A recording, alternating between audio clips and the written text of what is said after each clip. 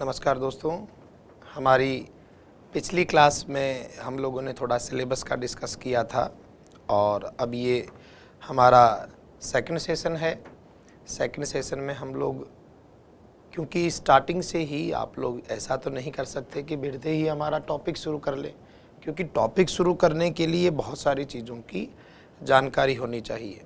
जैसे हम लोग मैथ्स पढ़ते हैं तो मैथ्स में जब तक हमको गिनती नहीं आती है, जोड़ बाकी नहीं आता है, गुणा भाग नहीं आते हैं, तब तक किसी भी टॉपिक को शुरू करना गणित में भी व्यर्थ है। भले ही कुछ समय के लिए आप समझ पाएँ, लेकिन जब तक बेसिक क्लियर नहीं है तब तक टॉपिक का सीखना अधूरा है। ठीक वैसे ही देखिए, बात हमारे यहाँ अंग्रेज़ी की हो रही है, इंग्लिश की। तो अंग्रेजी में बेसिक क्या है, छोटी बड़ी जानकारियाँ।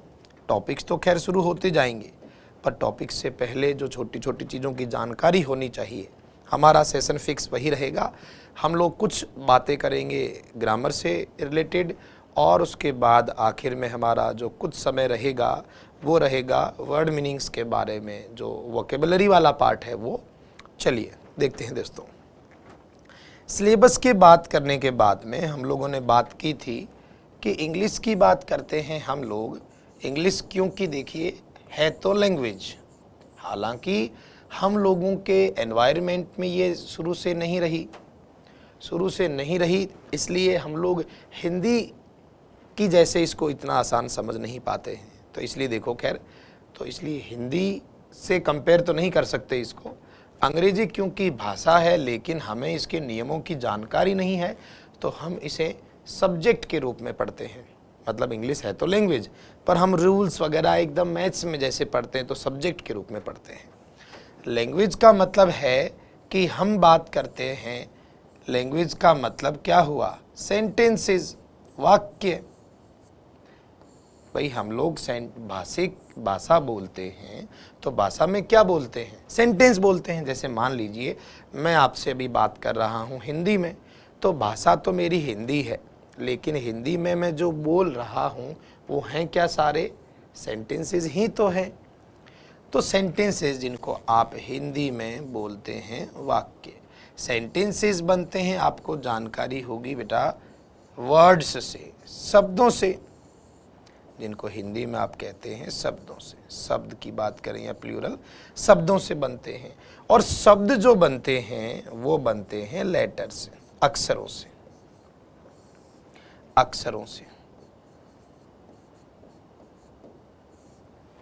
ये एक सिंपल सा एक स्टेप्स है। ये भाई ये कुछ एक चरण कह दीजिए, स्टेप्स कह दीजिए, एक सिस्टम कह दीजिए।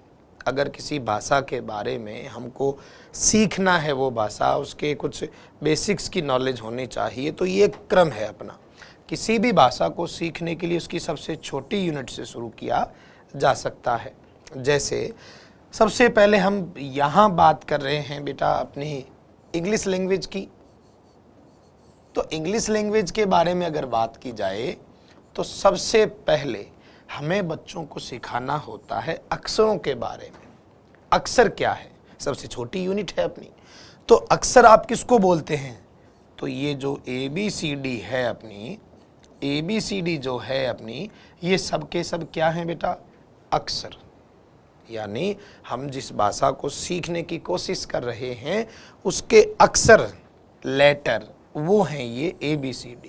तो इस हिसाब से अंग्रेजी भाषा में कितने अक्षर हैं, तो आपको जानकारी होगी कि जो ये ABCD है ये कुल हैं 26। तो हमारी अंग्रेजी भाषा 26 अक्षरों से बनी है। मतलब कितने ही शब्द देख लें, कितने भी वाक्य देख लें, किसी भी डिक्शनरी को पूरा पढ़ लें, इन 26 अक्षरों के अलावा 27 नंबर का अक्षर कहीं उपलब्ध नहीं है। तभी तो बच्चों को सबसे पहले ABCD सिखाई जाती है।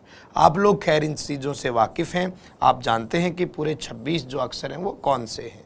तो चलो सब अक्षरों के बारे में तो यहाँ ज़्यादा रुचि हमें नहीं लेना है। हमारा मुद्दा है अक्षरों के बाद में आपको जानकारी होनी चाहिए किसके बारे में, शब्दों के बारे में। शब्दों के बारे में कैसे, देखिए बेटा, मान लीजिए आपने एक अक्षर लिखा है G, और G के बाद एक अक्षर लिख दिया O, तो ये दोनों मिलकर एक शब्द बन गए जिसको आप कहते हैं गो, जिसका हिंदी मीनिंग भी होता है जाना। यानी हम अक्षरों से फिर सीखते हैं शब्द बनाना। अब देखिए, हमने अक्षरों को तो गिन लिया, अक्षरों को तो हमने गिनकर बता दिया कि A B C D E F G H I J K L M N O P Q R S T U V W X Y Z, ये टोटल 26 अपने अक्षर हो गए। लेकिन इन 26 अक्षरों से शब्द कितने बने, इस बारे में आप लोगों की क्या राय है? तो देखिए, अक्षरों को तो हम गिन सकते हैं, लेकिन शब्दों की कोई सीमा नहीं है। लाखों करोड़ों शब्द होते हैं किसी भाषा में, तो ये जो 26 अक्षर हैं ये लाखों करोड़ों शब्द बनाते हैं। अब हम यहाँ लाखों करोड़ों शब्दों को तो लिखकर नहीं सीख सकते, और क्योंकि हमें भाषा सीखनी है, हमें सेंटेंस की जानकारी चाहिए, तो शब्दों की जानकारी भी हमें होनी चाहिए। तो शब्दों की जानकारी हम स्टार्ट करते हैं बेटा, कि अंग्रेजी में जैसे जो 26 अक्षर हैं, ये 26 अक्षर लाखों शब्द बनाते हैं, करोड़ों शब्द बनाते हैं, और ये लाखों करोड़ों शब्दों को अलग अलग 8 भागों में बांटा हुआ है।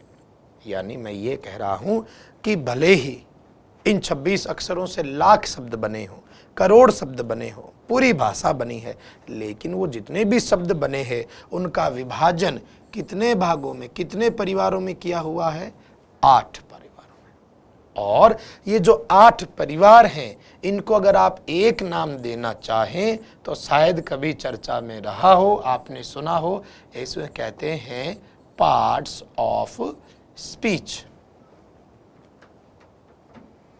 क्या कहा मैंने? एक बार हल्का सा ध्यान दें कि अंग्रेजी में 26 अक्षर होते हैं, ABCD जिसको बोलते हैं, और इन 26 अक्षरों से लाखों शब्द बनते हैं, लेकिन उन शब्दों के परिवार टोटल 8 ही हैं, और इन 8 परिवारों को अगर एक नाम देना चाहें तो वो है पार्ट्स ऑफ स्पीच।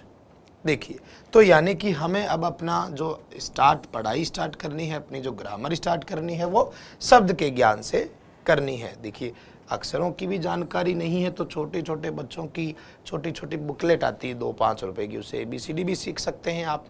क्योंकि हम यहाँ बात कर रहे हैं ना कि जीरो से सीखना मतलब हो सकता है किसी को ABCD की भी जानकारी नहीं हो। खैर, जोक्स अपार्ट, बढ़ते हैं आगे। तो एक सामान्य जानकारी है, हमारी शुरुआत यहीं से होगी। चलें, तो मैंने यहाँ तक ये कहा कि हम जिस भाषा की बात कर रहे हैं, इंग्लिश भाषा में जितने भी शब्द हैं उनको 8 पार्ट्स में, 8 टुकड़ों में बांटा हुआ है। ठीक है, और इन 8 पार्ट्स को एक नाम देते हैं तो कहते हैं पार्ट्स ऑफ स्पीच। तो चलिए अब अपना शुरू करते हैं यहीं से। चलें, तो हमारा जो एक स्टार्टिंग मैटर है, पार्ट्स ऑफ स्पीच।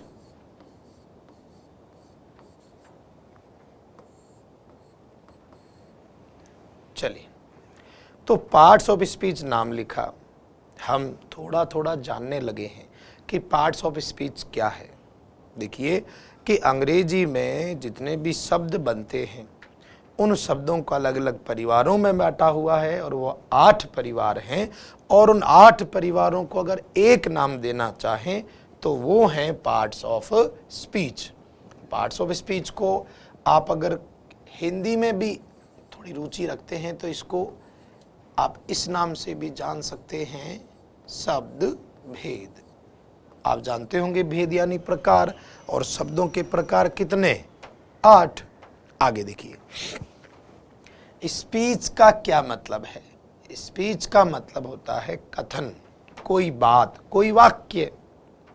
भाई हम बात कह रहे हैं तो सेंटेंस ही कह रहे हैं, तो स्पीच का मतलब होता है कथन या बात, और कथन के सेंटेंस के पार्ट यानी टुकड़े।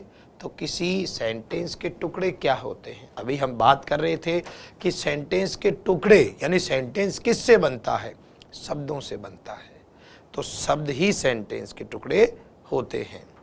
तो यहाँ हम बात कर रहे हैं पार्ट्स ऑफ स्पीच कि किसी वाक्य के टुकड़े, और किसी वाक्य के टुकड़े कितने हो सकते हैं?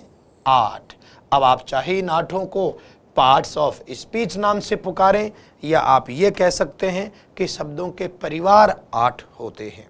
इन 8 की जानकारी इसलिए भी जरूरी है क्योंकि हम आगे जितने भी टॉपिक पढ़ेंगे उन टॉपिक्स में हमें जानकारी होनी चाहिए। मान लीजिए मैं कोई टॉपिक पढ़ा रहा, मान लीजिए आर्टिकल ही पढ़ रहे हम, और वहाँ कोई एक नियम आया कि इसका इस नाउन के पहले होगा, इसका इस नाउन के पहले यूज़ होगा, तो यहाँ नाउन हमारे लिए सरदर्द ना बने, इसलिए पहले बेसिक क्लियर होना जरूरी है। इसी वजह से हम पहले आज बेसिक चीज़ों की जानकारी लेते हैं। यहाँ मैंने आपके सामने हेडिंग लिखी हुई है पार्ट्स ऑफ स्पीच, यानी शब्दों के प्रकार। मैंने कहा 8, अब ये 8 कौन से हैं, क्या हैं, उनकी जानकारी हम ले लेते हैं। देखिए सबसे पहले देखिए, हालांकि कोई ज़रूरी नहीं कि कोई नंबरिंग कौन सी हो, लेकिन हम बात करते हैं। देखिए कौन कौन है वो 8। एक है अपना नाउन, इसके अलावा दूसरा होता है अपना प्रोनाउन, इसके अलावा अपना होता है एक एडजेक्टिव,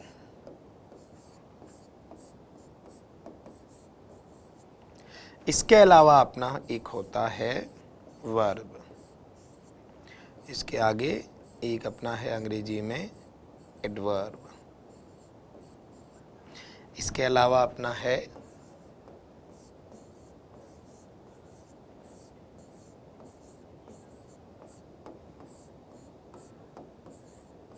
प्रीपोजिशन, इसके अलावा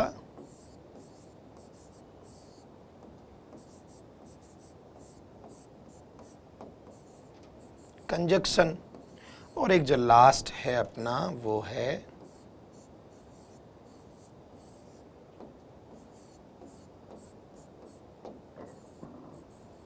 इंटरजेक्शन। तो देखिए आपके सामने जो स्क्रीन पर हमने 8 पार्ट्स ऑफ स्पीच लिखे हैं।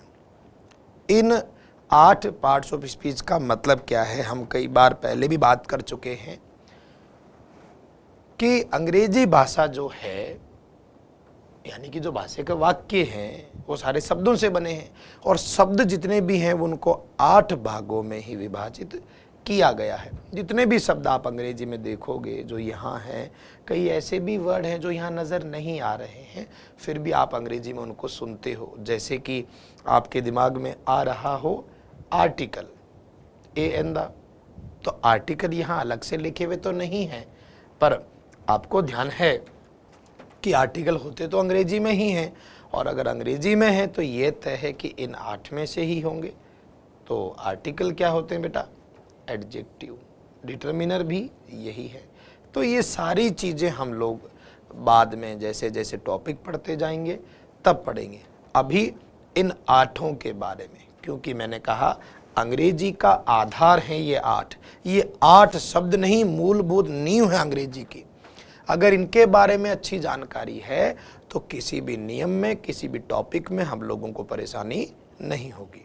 हमें टॉपिक की चिंता नहीं करनी, टॉपिक तो आगे शुरू होगा, लेकिन उससे पहले जो जानकारियां जरूरी है वो पहले बताई जा सकती है। बाद में जब कोई टॉपिक पढ़ें तो उसके बारे में चर्चा तो करें, लेकिन उसकी जानकारी ही नहीं तो चर्चा किस काम की। देखिए, तो हमारा सबसे पहला काम है इन 8 की थोड़ी थोड़ी जानकारी लेना, जो कि आज हम बता देते हैं। कोई भी सेंटेंस हो अंग्रेजी का, कोई भी सेंटेंस हो, जैसे आपने लिखा है ही इज माई फ्रेंड, कोई भी सेंटेंस हो, जैसे कि एक छोटा सा सेंटेंस है ये, तो ये जितने भी शब्द हैं, चाहे ही है, चाहे इज है, चाहे माई है, चाहे फ्रेंड है, ये हर शब्द अपने अलग अलग परिवार से संबंध रखता है। परिवार तो टोटल 8 ही हैं। अब ये कौन से परिवार से हैं, कौन सा है, वो हम सीखेंगे। जैसे एक उदाहरण के तौर पर एग्जाम्पल बता रहा हूं मैं कि ये ही लिखा है, ही मान लीजिए आपके किस परिवार से बिलोंग करता है, प्रोनाउन होता है। आपको जानकारी हो या नहीं हो कोई बात नहीं, जानकारी तो हम तो अब देंगे, पर आपके पूर्व ज्ञान पर आधारित छोटी छोटी अपन कोशिश कर सकते हैं। देखो, इज अपना क्या है, हेल्पिंग वर्ब, मेन वर्ब की चर्चा तो बाद में, लेकिन है तो वर्ब ना। माई क्या है, ये लगता तो प्रोनाउन जैसा है, लेकिन बेटा ये है एडजेक्टिव। वैसे तो इसके परिवार के बाकी सदस्य आई, मी, माइन, माई सेल्फ जो हैं ये सब प्रोनाउन हैं वैसे, पर ये जो एक कैटेगरी है ये एडजेक्टिव। खैर वो आगे की बात है। और फ्रेंड दोस्त एक नाम है, तो ये क्या है? नाउन।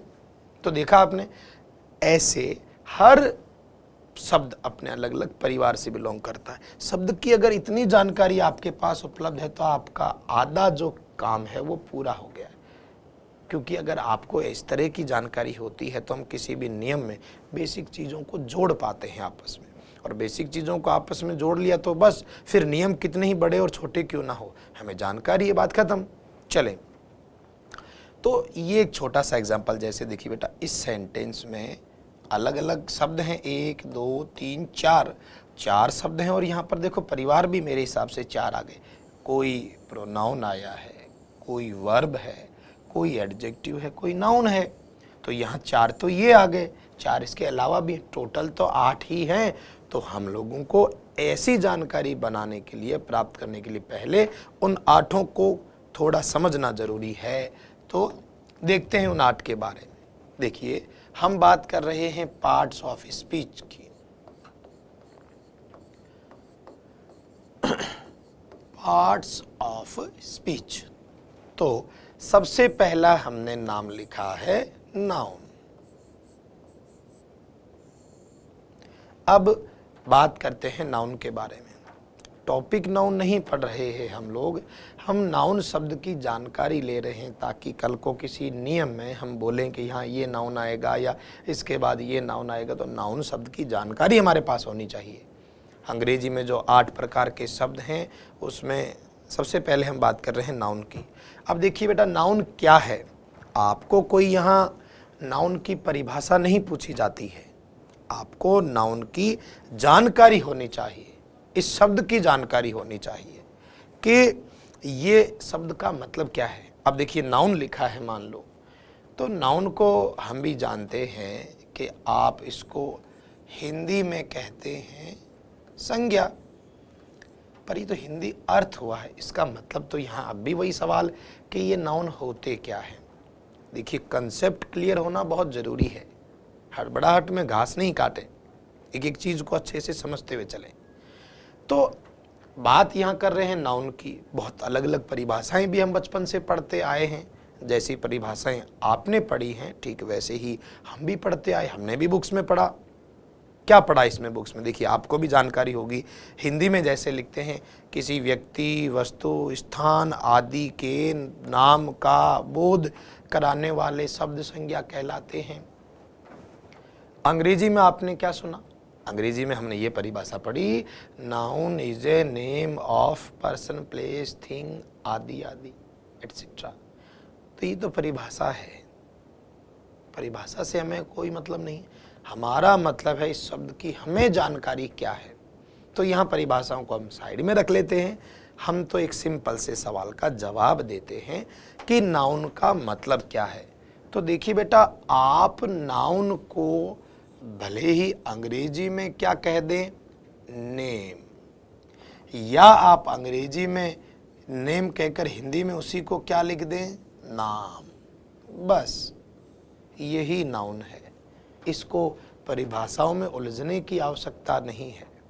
क्या मतलब हुआ नाम का? तो भाई, इस संसार में जितनी भी चीजें अस्तित्व में हैं, एग्जिस्ट करती है, उनका अलग अलग नाम दे रखा है, और नाम दे रखा है मतलब उनका नाम ही क्या कहलाता है, नेम। नेम मतलब नाउन। आपको परिभाषाओं में नहीं उलझना है, आपको इनकी जानकारी होनी चाहिए कि जितने भी नाम हैं वो नाम ही हमारे क्या कहलाते हैं, नाउन कहलाते हैं।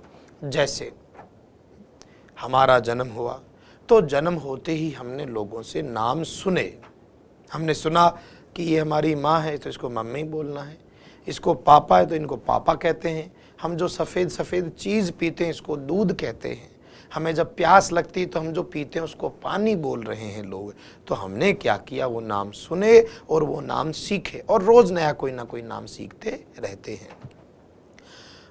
तो नाउन को परिभाषा में उलझने के बजाय इतना ही ध्यान रखें कि इस संसार में नाम जितने भी हैं वही नाउन कहलाते। जैसे मैंने कहा कि मुझे प्यास लगी है, पानी पिला दो, तो पानी एक नाम है।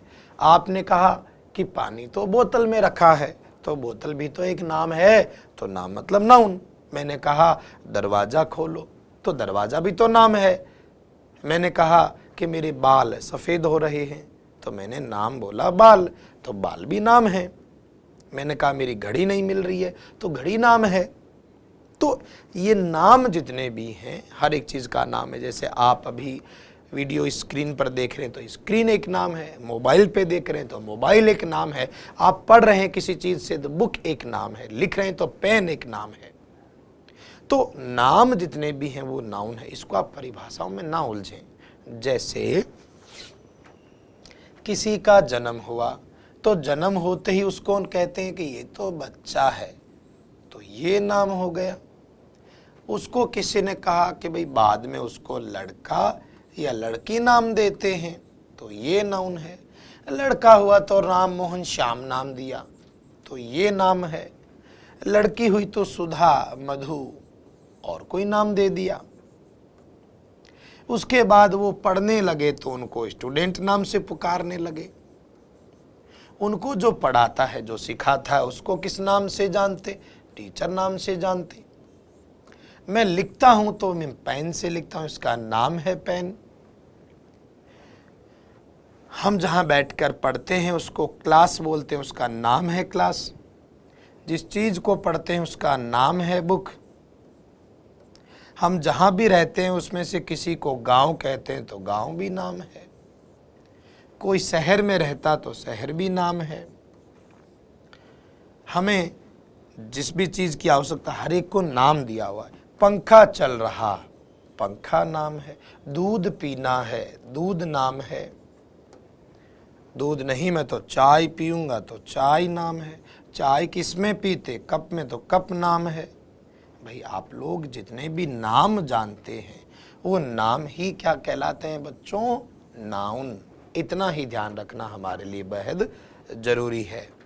आप आराम से इन चीज़ों को साथ के साथ नोट करके चलें, अपने अच्छे अच्छे नोट्स बनाएं। हम भी कोशिश करेंगे आपको नोट्स अवेलेबल करवाने की, पर फिर भी जब साथ चल रहे हैं तो आप भी इनको नोट करते जाएं।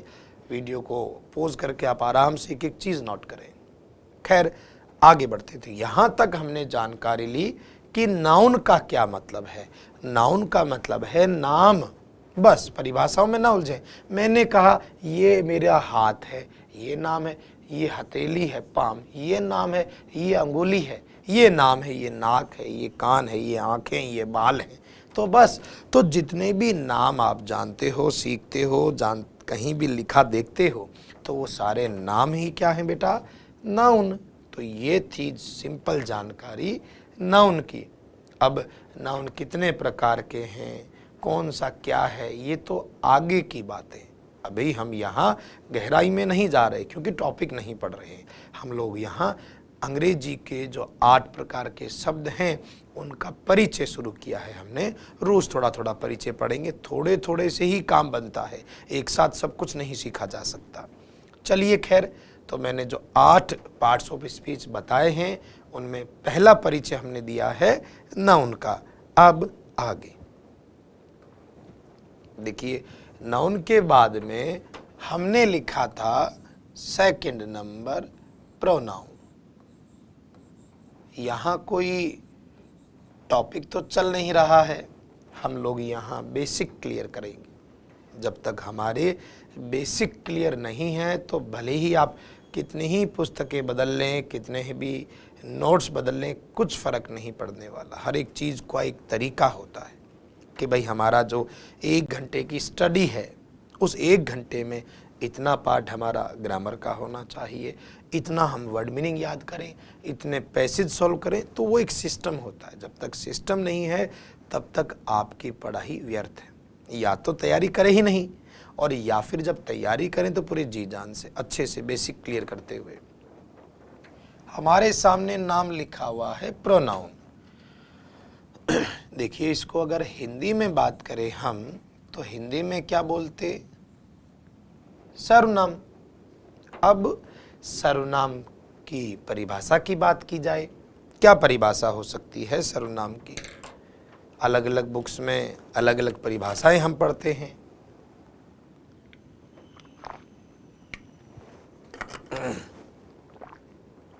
जैसे हिंदी में हमने पढ़ा कि संज्ञा के स्थान पर यूज होने वाले शब्द सर्वनाम कहलाते हैं। अंग्रेजी में भी पढ़ लिया होगा परिभाषा। The words that are used in place of nouns are called pronouns. पर ये तो परिभाषा है, हमें परिभाषा नहीं लिखनी, हमें तो जानकारी चाहिए कि प्रोनाउन का मतलब क्या। हम नहीं समझते ये परिभाषा क्या है।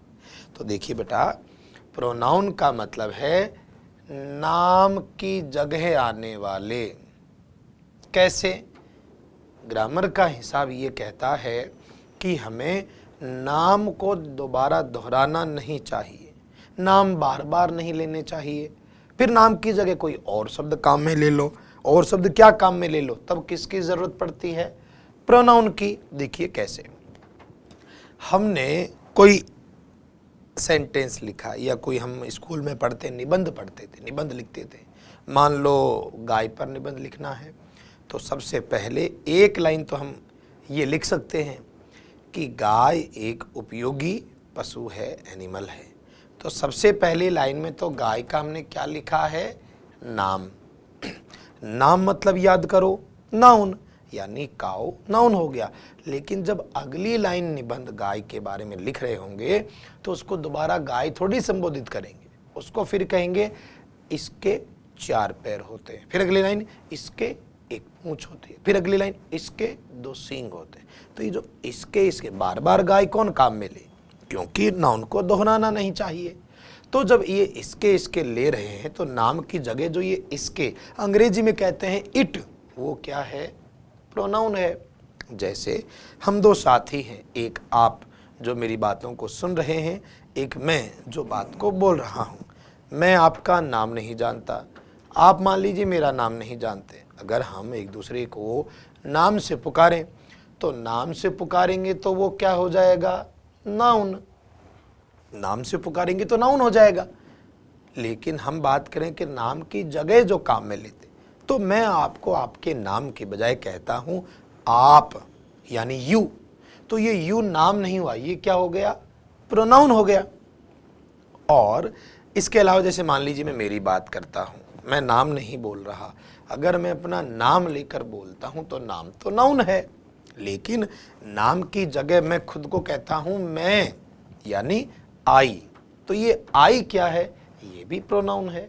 जैसे मान लीजिए मेरे हाथ में ये पेन है, इसका नाम पेन है, तो पेन तो नाम हो गया, यानी नाउन हो गया।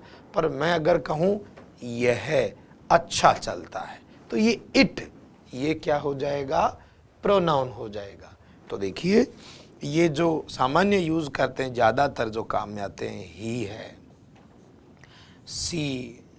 भाई किसी लड़के का नाम लेते तो नाउन होता, नाम की जगह ही सी लिख देते हैं। लड़की के नाम की जगह सी लिख दिया। अगर ये ज़्यादा होते हैं तो दे लिखते हैं। तो ही, सी, दे। अभी हम बात कर रहे थे गाय के लिए इट, तो इट भी इसमें शामिल है। या फिर आप लिखते हो खुद के लिए आई, तो आई भी शामिल है।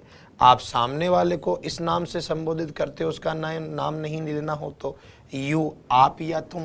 तो ये जो ही, सी, इट, दे, यू, वी, आई, ये सारे जो हैं ये प्रोनाउन के परिवार से हैं।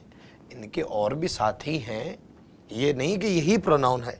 जैसे आई के साथ मी भी है, ही के साथ हिम भी है, वी के साथ अस भी है, वो तो हैं। पर एक सामान्य तौर पर हम अगर बात करें प्रोनाउंस की, तो यूजुअली ये प्रोनाउंस, इनके परिवारजन भी हैं।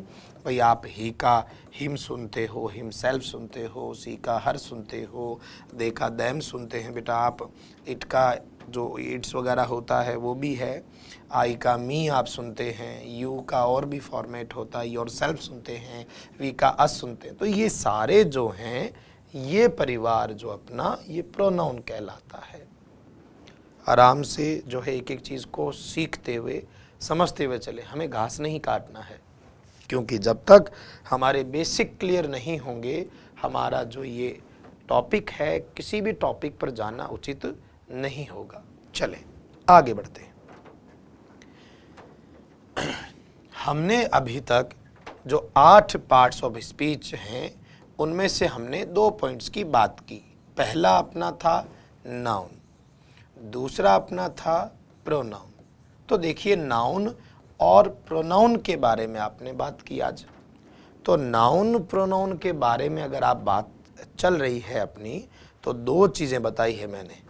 जितने भी नाम हैं वो नाउन है, और नाम की जगह जो आते हैं वो सर्वनाम है। अब देखो 8 जो भाग हैं उनमें से ये दोनों पे हमेशा ज़्यादा जोर क्यों? क्योंकि याद रखें हमारे जितने भी शब्द हैं ये सब मिलकर बनाते तो आखिर में सेंटेंस ही हैं। और सेंटेंस का मतलब क्या? या तो कोई सब्जेक्ट होता है, उसमें फिर एक वर्ब होती है, और उसमें फिर एक अपना ऑब्जेक्ट होता है। तो नॉर्मली तो सेंटेंस में यही रहता है। तो मैंने यहाँ ये क्यों बताया, वो इस वजह से कि जो आप ये नाउन प्रोनाउन की चर्चा कर रहे थे, ये सेंटेंस में इनकी भूमिका क्या? जैसे एक फिल्म बनती है, मूवी बनती है, तो उसमें अलग अलग किरदार होते हैं। ठीक वैसे ही हमारा सेंटेंस एक फिल्म जैसा है, एक मूवी है, और सब वर्ड का अपना अपना उपयोग है। तो ये जो नाउन प्रोनाउन आपने जानकारी ली, ये दोनों सेंटेंस में क्या क्या भूमिका निभा सकते हैं? या तो सब्जेक्ट की और या फिर ऑब्जेक्ट की। यानी किसी भी सेंटेंस में जो ये सब्जेक्ट और ये जो ऑब्जेक्ट बनते हैं, यही नाउन प्रोनाउन होते हैं। यानी हम ये भी कह सकते हैं कि चाहे हिंदी हो या अंग्रेजी, किसी भी सेंटेंस में अगर कोई सब्जेक्ट या ऑब्जेक्ट है तो या तो वो नाउन होगा या फिर प्रोनाउन होगा।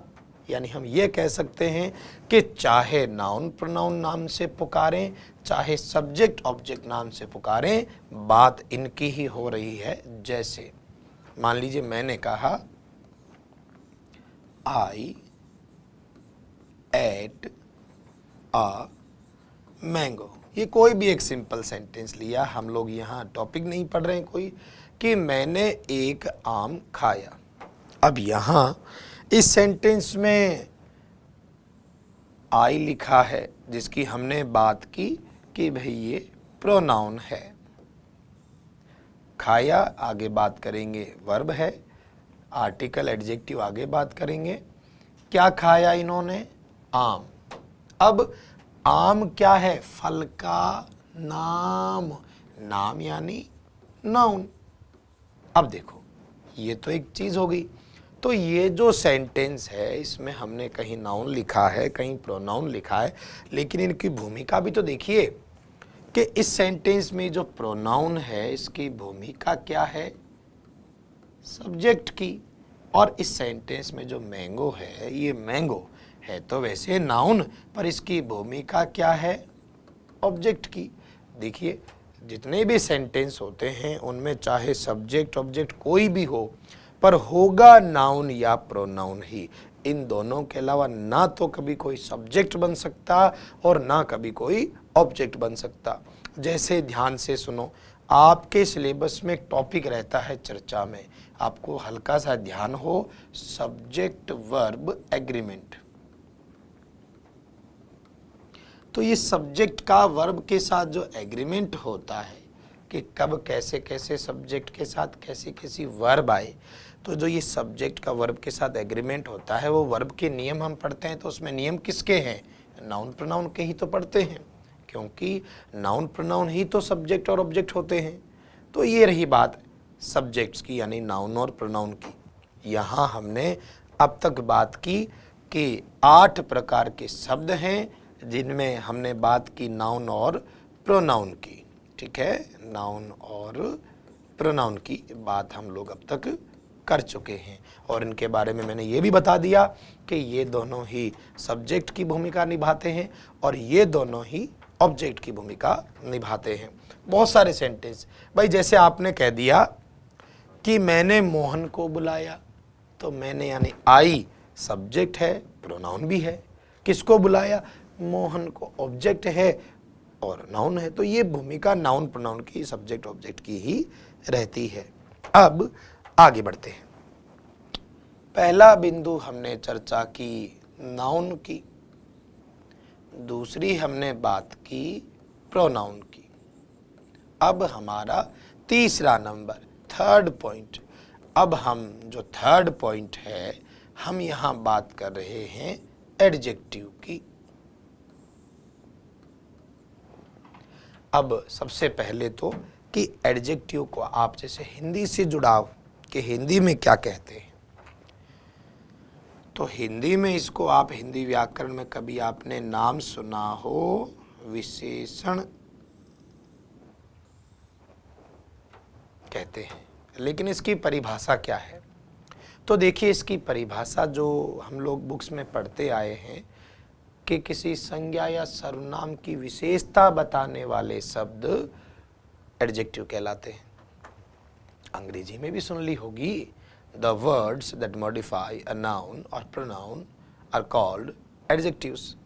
पर ये तो परिभाषाएं हैं, हमें इनसे कहाँ समझ आए। तो हम यहाँ ये कह रहे हैं बेटा कि जितने भी शब्द हैं जो किसी सेंटेंस में इन दोनों के लिए आते हैं, किन दोनों के लिए? नाउन और प्रोनाउन के लिए आते हैं। सेंटेंस में जितने भी शब्द हैं जो नाउन और प्रोनाउन के लिए आते हैं, वो एडजेक्टिव कहलाते हैं। और ये दोनों जो शब्द, इन दोनों के लिए जो ये एडजेक्टिव आ रहे हैं, ये एडजेक्टिव आकर करते क्या, इनकी कौन सी विशेषता बताते हैं? तो विशेषता का मतलब बहुत अलग अलग अर्थ हो सकते हैं। वो इनकी संख्या यानी नंबर बता सकते हैं, क्वांटिटी यानी मात्रा बता सकते हैं, शेप साइज कलर रंग रूप आकार बता सकते हैं, या कोई भी अलग गुण क्वालिटी बता सकते हैं। तो ये जो शब्द हैं जो किसी नाउन प्रोनाउन की संख्या, मात्रा, रंग रूप आकार या कोई भी गुण बताते हैं या इनके लिए आते हैं, इन पर डिपेंड रहते हैं, वो सब एडजेक्टिव कहलाते हैं। जैसे हमने कोई सेंटेंस लिखा होता, आई हैव 2 बुक्स, कि मेरे पास में 2 किताबें हैं।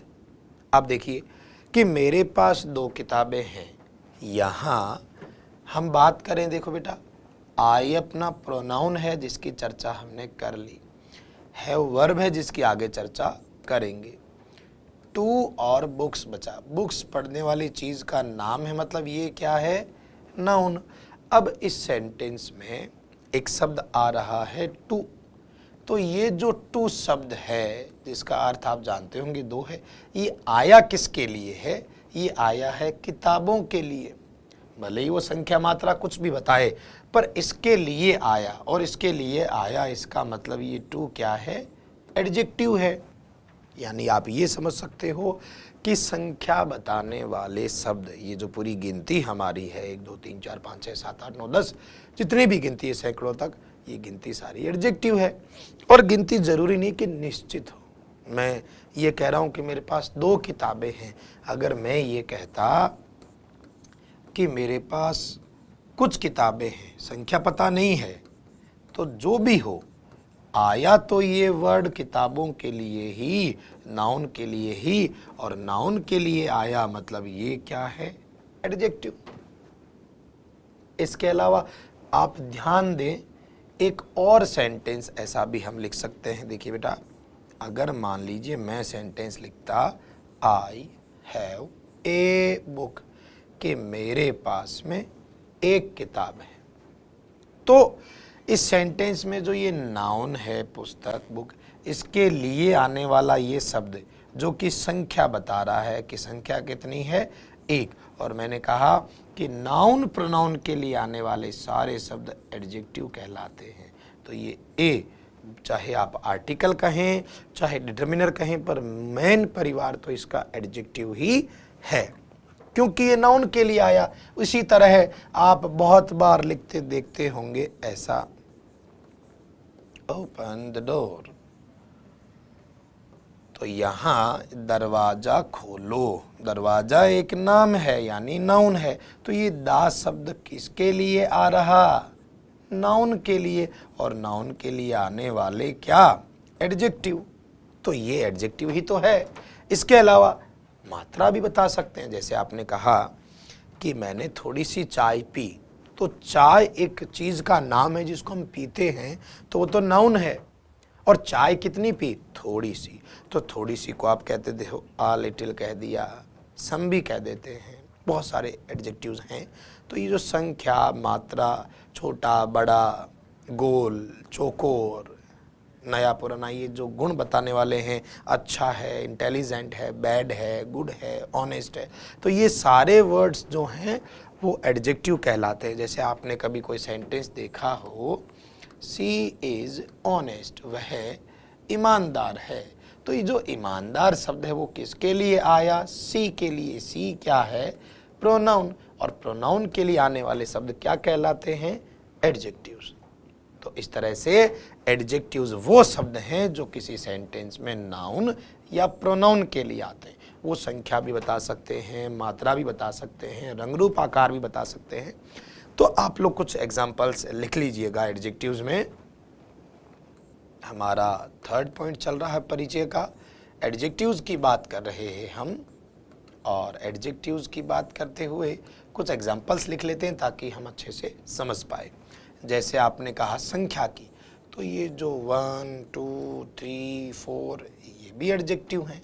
हाँ, आप 1 के जैसा ही कभी आपने नाम सुना हो, ए या एन, ये भी संख्या, ये भी एडजेक्टिव हैं। इनके अलावा खैर दा भी आता है जिसकी चर्चा आगे क्लासेस में करेंगे, तो ये भी एडजेक्टिव है। तो ये संख्या आपने कभी देखा हो, सम संख्या बता देता है, एनी सुना हो, मच सुना हो, मैनी की बात करते हैं, बहुत सारे शब्द आप देखते हैं। कभी आपने देखा हो दिस, दैट, या फिर little, a little, the little, few, a few, the few, this that this those. और किसी के गुण बताने वाले, जैसे कहा वो अच्छा है तो गुड, बुरा है तो बैड, सुंदर है तो ब्यूटीफुल, ईमानदार है तो ऑनेस्ट,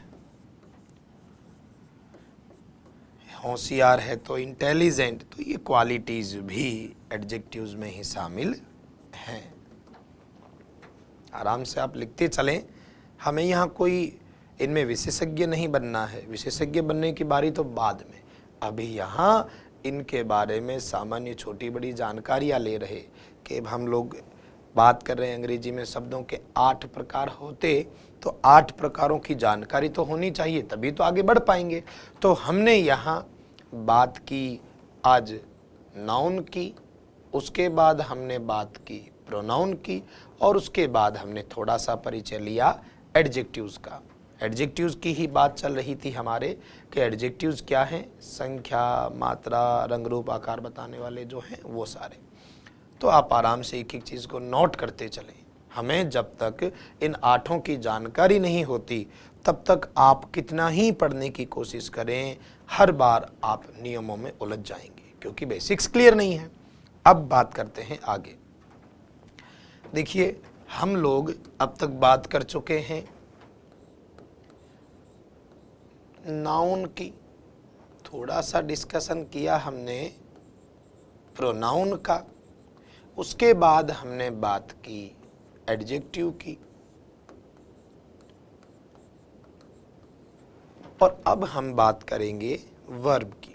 हमें यहाँ इनके बारे में कोई थ्योरी नहीं पढ़ रहे, पर कम से कम हम जिस भाषा को पढ़ना चाहते हैं उसकी छोटी बड़ी जानकारियाँ तो हमारे पास हों। इसलिए तो देखिए, हम लोग नाउन के बारे में बात कर चुके हैं, प्रोनाउन के बारे में बात कर चुके हैं, एडजेक्टिव्स के बारे में बात कर चुके हैं। अब हम बात करते हैं थोड़ी सी वर्ब के बारे में क्योंकि इनमें से टॉपिक्स में आपके सिलेबस में भी हैं, तो पूरा आराम से पढ़ेंगे डिटेल में। लेकिन वो तब की बात है जब हम टॉपिक शुरू करें। तो टॉपिक शुरू करने से पहले हमें जिन चीज़ों की, जिन छोटी बड़ी जानकारियों की ज़रूरत होनी चाहिए, पहले वो ले रहे। तो देखिए, वर्ब की बात करते हैं। वैसे तो आप जानते हैं कि वर्ब हम बोलते हैं किसको? क्रिया को। अब क्रिया का मतलब क्या? तो क्रिया के मतलब की भी बात करेंगे, पर इतना जरूर है कि हम ये जानते हैं कि हमने बचपन से 2 ही क्रियाएं सुनी हैं। कुछ तो होती हैं जिनको आप हेल्पिंग वर्ब कहते हो, और कुछ होती हैं जिनको आप मेन वर्ब कहते हैं। हेल्पिंग वर्ब कौन सी? जो जैसा कि नाम है, हेल्प कर सकती हैं सिर्फ, उनके अलावा इनका खुद का कोई काम नहीं है, सिर्फ सपोर्ट कर सकते हैं। हेल्पिंग वर्ब जैसे आपने नाम सुना हो, इज, आर, एम, वाज, वर। इसके अलावा कभी आपने ध्यान से सुना हो, मॉडल्स नाम से भी होती है कुछ क्रियाएं, उनको मॉडल ऑक्सिलरीज कहते हैं। पर वो ऑक्सिलरी का मतलब भी वही है बेटा, हेल्पिंग। तो ये जो मॉडल्स है ये भी हेल्पिंग वर्ब ही होते हैं, जैसे कैन है, विल है, सेल है, ये सारा तो ये हेल्पिंग वर्ब होती है। और भी हैं, हम आगे चर्चा करेंगे टॉपिक्स में। इसके बाद बात की जाए मेन वर्ब की, तो मेन वर्ब कौन सी होती है? मेन वर्ब का मतलब है जितने भी क्रियाकलाप, हम ये कह सकते हैं, जो किसी एक्शन के बारे में बात करे या कोई स्थिति बताती हो।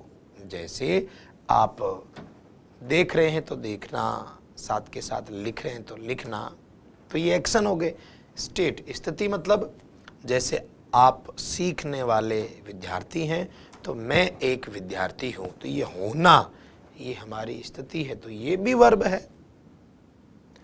तो ये सारी स्थितियां हैं। तो देखिए, मेन वर्ब में जैसे आप लिख रहे हैं देख देख के, तो राइट, बैठे बैठे पढ़ रहे हैं तो बैठना क्रिया, बीच बीच में थकने पर खेलने लगते हो तो खेलना भी क्रिया। इसके अलावा जैसे आप लोग और भी बहुत सारी क्रियाएं, जैसे कहीं आते हैं तो आना, जाते हैं तो जाना, ठीक है, देखते हैं तो देखना, काफ़ी सारी क्रियाएं, जैसे किताब को पढ़ते हैं तो रीड। तो ये सारी जो हैं मेन वर्ब में। तो ये किसकी जानकारी है? थोड़ी सी क्रिया की। तो देखिए, यहाँ तक हमने अभी जो बात की है कि टोटल 8 प्रकार के शब्द हैं, जिनमें से हम बात कर चुके हैं 4 के बारे में। हमने नाउन के बारे में कहा, नाम होता है, प्रोनाउन के बारे में कहा जो इसकी जगह आते हैं, और एडजेक्टिव के बारे में कहा जो इन दोनों के लिए आते हैं, और वर्ब थोड़ा सा अलग एक कंटेंट है, तो इसकी थोड़ी सी जानकारी हमने ली। हालांकि ये सिलेबस में है आपके जैसे टेंसेस वगैरह पढ़ते हैं, सब्जेक्ट वर्ब एग्रीमेंट पढ़ते हैं, तो उसमें इनकी डिटेल में भी बात करेंगे। अभी यहाँ डिटेल के बारे में बात नहीं कर रहे, अभी हम बात कर रहे हैं सामान्य जानकारी की। तो टोटल 8 में से 8 कौन से? हम लोग शुरू में जिनके बारे में बात करते आए थे, उन 8 की बात करेंगे सबसे पहले। देखिए, ये 8 तो हमने आज बात की पार्ट्स ऑफ स्पीच की, जिसमें से नाउन, प्रोनाउन, एडजेक्टिव और वर्ब की थोड़ी बहुत चर्चा हम कर चुके हैं। बाकी रहे एडवर्ब, प्रेपोजिशन, कंजक्शन और इंटरजेक्शन की चर्चा हम अगली क्लास में करेंगे, ताकि हम धीरे धीरे किसी चीज़ को सीख लें। एक साथ तो सारी चीज़ें सीखी नहीं जा सकती हैं, और हड़बड़ाहट करके तैयारी करना भी जो है लापरवाही का एक तरीका है, तो वो भी नहीं करना है हमें। जब ईमानदारी से पढ़ने बैठे तो एक एक चीज़ को तसल्ली से समझते हुए चलें। तो ये सेशन था हमारा ग्रामर का। हमने पहले भी बात की कि जितने भी सेशन होंगे उनमें ग्रामर का अपना अलग हिस्सा रहेगा और वर्ड मीनिंग का अलग हिस्सा रहेगा, हम दोनों ही लिखेंगे साथ के साथ। तो अब हम चलते हैं हमारी वर्ड मीनिंग की तरफ। हमने पिछली क्लास में लिखना स्टार्ट किया था 1 वर्ड सब्स्टिट्यूशन।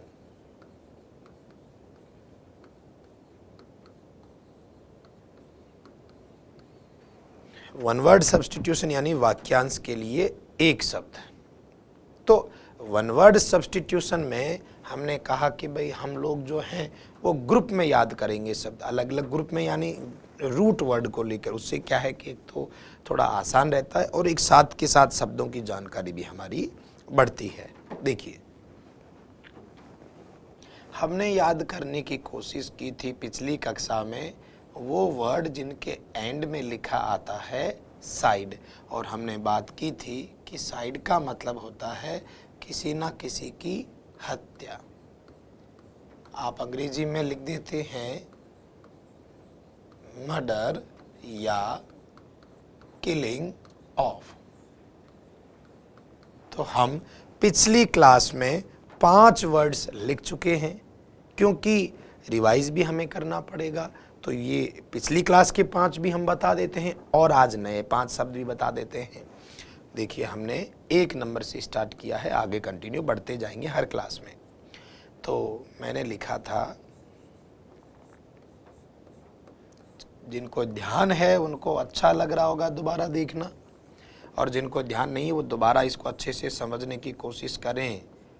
पेट्रीसाइड, जिनको ध्यान होगा वो नाम लिखते ही समझ पा रहे होंगे कि इनका मतलब क्या है।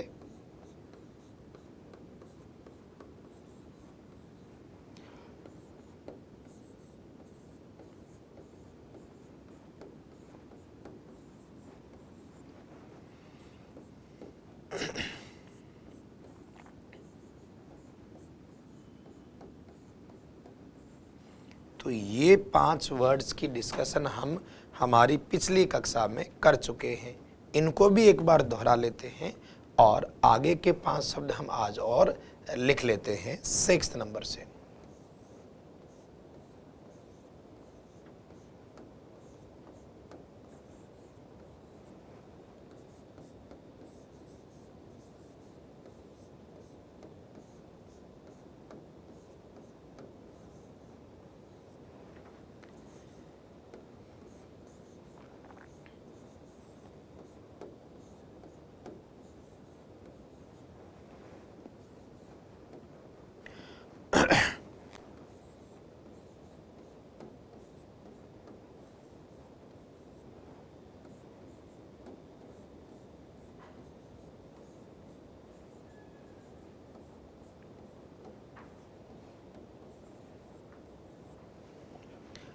तो ये देखिए 10 वर्ड, हालांकि होने को साइड के लाखों करोड़ों शब्द होते होंगे, अलग अलग तरह की कई हत्याएं होती हैं, पर हमें सारी तो याद होने से रही और हम लोग याद करने की कोशिश भी नहीं करते।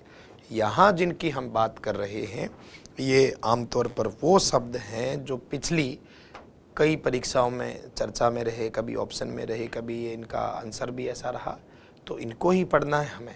मैं ये नहीं कह रहा हूँ कि मैं जो पढ़ाता हूँ उसमें से आता है, पर मैं ये कह रहा हूँ कि जो अधिकतर एग्जाम्स में चर्चा में रहते हैं कम से कम उनको तो कवर करें। बाकी अगर आप ये चाहें कि भाई हम तो वही पढ़ेंगे जिसमें सिर्फ 100% मिले, तो डिक्शनरी आप याद कर लें पूरी। पर देखो, ऐसी चीज़ें सिर्फ बात करने में ही ठीक लगती है, वास्तविकता से इनका कोई नाता नहीं है। तो फिर हम वास्तविकता के पटल पर ही बात करें कि रोज़ थोड़ा थोड़ा हम सीखते जाएं। देखिए, इनको याद करने की वैसे कोई ट्रिक नहीं है, सबके अपने अपने तरीके हैं। मैं मेरे तरीके से बताता हूँ, आपको वो लगे अच्छा तो आप उसको फॉलो करें। आप अपनी तरफ से भी कोई तरीका बनाना चाहें तब भी कोई तकलीफ नहीं। हमारा उद्देश्य है हमें याद होने चाहिए। तो देखिए, सबसे पहले है पैरिसाइड। पैर से मैंने पिछली क्लास में बता दिया था, पेरेंट्स की हत्या। फिर हमने बात की पेट्रीसाइड की, तो पा से भाई हमने कहा पापा शब्द बनता है, तो पिता की हत्या कहलाती है पेट्रीसाइड। फिर हम बात करें आगे मैट्रीसाइड की, तो माँ, मैं से बना माँ, तो मदर की जो हत्या है वो मैट्रीसाइड कहलाती है। फिर देखिए बेटा, पापा, मम्मी, बहन, भाई, एस से किसकी हत्या? सिस्टर की हत्या, तो सिस्टर की हत्या कहलाती है सॉरोरिसाइड। फिर बचा फ्रे, फ्रे भ्राता भाई, तो भाई की हत्या कहलाती है फ्रेट्रिसाइड, ब्रदर की हत्या। तो ये 5 तो हम पिछली कक्षा में डिस्कस कर चुके हैं। देखिए आगे की जो क्लासेस होगी उसमें अपन आगे से आगे बढ़ते जाएंगे, लेकिन कम से कम रोज के हम कुछ शब्द जुड़ें ताकि हमारी वोकेबलरी, हमारी जो है शब्द ज्ञान बढ़े और हमारे को इस भाषा से हमारा भय कम हो। क्योंकि परीक्षा में जितना हिस्सा व्याकरण का है उसके बराबर का हिस्सा ये भी रखते हैं, तो इसलिए दोनों चीज़ें पढ़ें तभी जाके हमारा काम बनेगा, नहीं तो ग्रामर आपका सिर्फ 50% काम ही बना सकती है, बाकी काम इनके कारण अधूरा रह सकता है। अब देखिए बेटा, आज UXO यूक्सेरिसाइड, यूक्सोरिसाइड बोलते हैं, यू से सोचते हैं कोई शब्द, तो UVW, डब्लू से मेरा मतलब है पत्नी की हत्या। पत्नी की हत्या कहलाती है यूक्सोरिसाइड।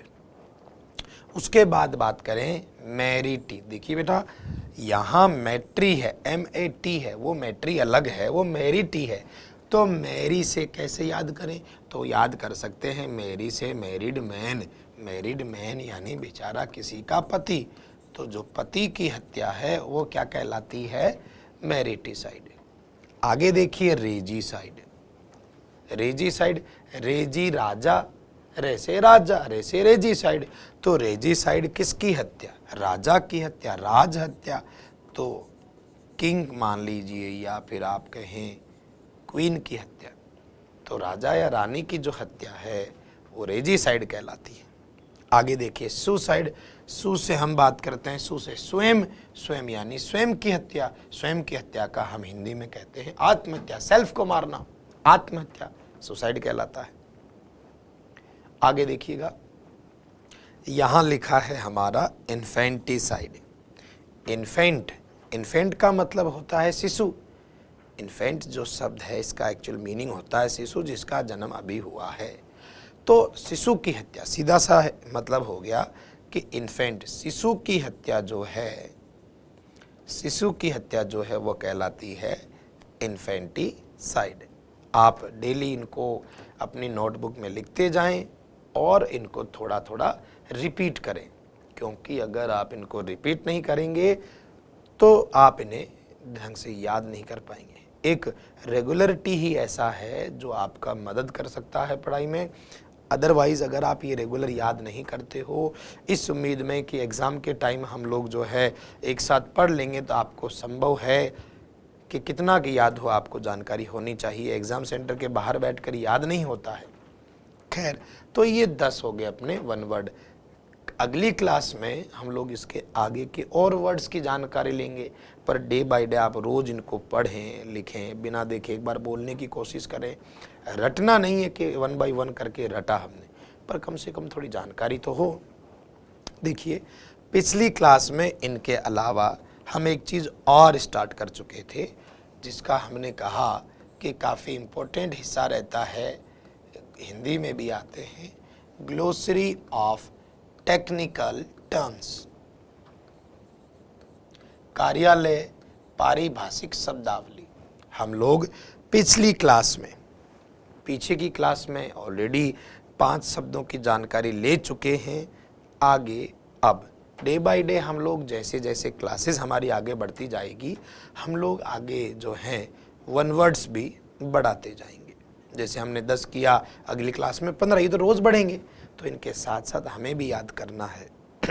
आगे देखिए, तो कार्यालय पारिभाषिक शब्दावली हम परिचय दे चुके हैं कि वो शब्द जो किसी कार्यालय में या गवर्नमेंट डॉक्यूमेंट से काम में लेते हैं उस समय काम आते हैं। 5 हम पहले लिख चुके हैं, आप चाहें तो पिछले वीडियोस में देख सकते हैं। अभी आगे तो 6 नंबर से, इनका ज़्यादा कोई नहीं है टिपिकल, पर फिर भी इनकी जानकारी होनी चाहिए।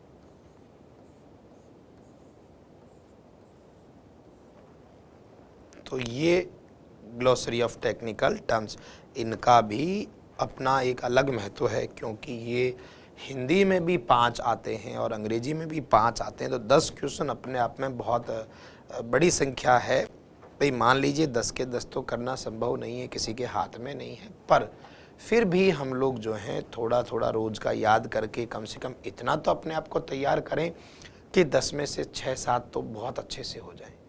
100 में से 100 कोई नहीं कर पाता है, कोई मतलब कोई नहीं, लेकिन हम अच्छी स्थिति में हैं, अच्छी मेहनत है अपनी, तो वो हमारे काम की।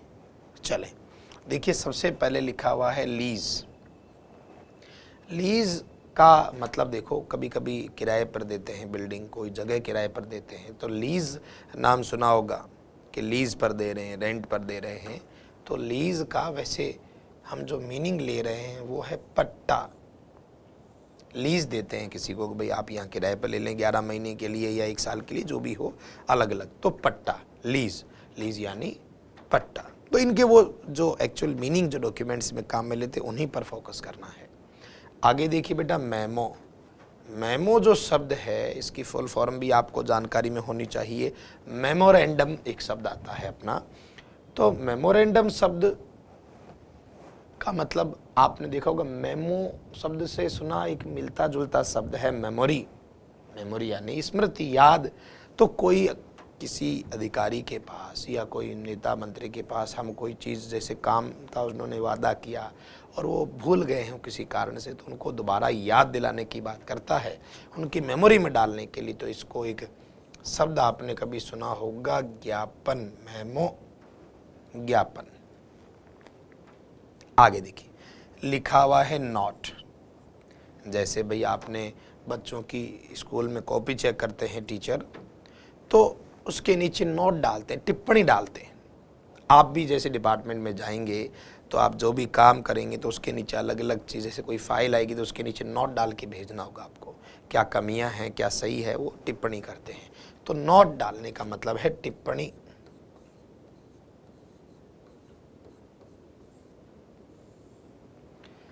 आगे फिर बात कर लीजिए, देखिए नेक्स्ट, ओथ।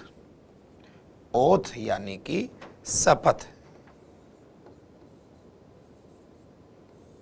किसी भी नेता या मंत्री को जब चुनाव के बाद कोई पद दिया जाता है तो उस पद की उसको शपथ दिलाई जाती है। आपको पता है कि उसका कार्यक्रम भी किया जाता है, ओथ टेकिंग सेरेमनी, शपथ ग्रहण समारोह। तो वो शपथ शब्द है उस संदर्भ में। आगे है प्रोटोकॉल। वैसे प्रोटोकॉल का यहाँ हम जो मीनिंग ले रहे हैं, नवाचार। नवाचार कहते हैं कि भाई नई नई चीज़ों के बारे में चर्चा करना, नए नए प्रयोग करना। बाकी प्रोटोकॉल एक शब्द ऐसा भी, यही इसी शब्द की बात कर रहा हूँ मैं कि प्रोटोकॉल का मतलब होता है एक गवर्नमेंट का प्रोसीजर। सभी, चाहे वो कोई कार्मिक हो, चाहे वो अधिकारी हो, या किसी भी पद पर अगर वो सरकार का हिस्सा है, तो उनको कुछ सरकारी नियमों का, सिस्टम को फॉलो करना होता है, वही प्रोटोकॉल है। आपने कई बार समाचारों में सुना होगा कि उन्होंने प्रोटोकॉल का उल्लंघन किया, तो कई बार कोई चीज़ें हो जाती हैं। तो प्रोटोकॉल वो सिस्टम भी है, और प्रोटोकॉल को हम लोग जो है नवाचार भी कहते हैं। इन शब्दों का एक ही इलाज है कि डे बाय डे आप इनको पढ़ें, लिखें, इनसे संबंधित कोई सेंटेंस अपने दिमाग में बैठाएं। तो ये वर्ड डेली चलेंगे। इसके अलावा हम लोग अगली क्लास से इनके साथ ही, ये भी हमारे बढ़ेंगे, इनके साथ ही एक कैटेगरी और शुरू कर देंगे, जो हम लोग बात करते हैं, जिनके कभी आपने नाम सुने हो, कन्फ्यूजेबल वर्ड्स। हिंदी में भी ऐसे कुछ शब्द होते हैं, जैसे आपने कभी सुना हो आमंत्रण निमंत्रण में अंतर, तो ठीक वैसे ही अंग्रेजी में भी कन्फ्यूजेबल वर्ड्स होते हैं, वो हमें याद करने होंगे। याद करने होंगे मतलब वही डेली का थोड़ा बहुत रिपीट करना। डेली आप थोड़ा थोड़ा रिपीट करते जाएंगे तभी याद कर पाएंगे। एक साथ कोई चीज़ याद होना संभव नहीं है। तो एक बार आराम से तसल्ली एक एक चीज़ को नोट करें, अलग अलग हिस्सों में ग्रामर वाला ग्रामर की जगह लिखें, वर्ड मीनिंग का वर्ड मीनिंग की जगह, तभी जाके व्यवस्थित तैयारी होगी। Thank you.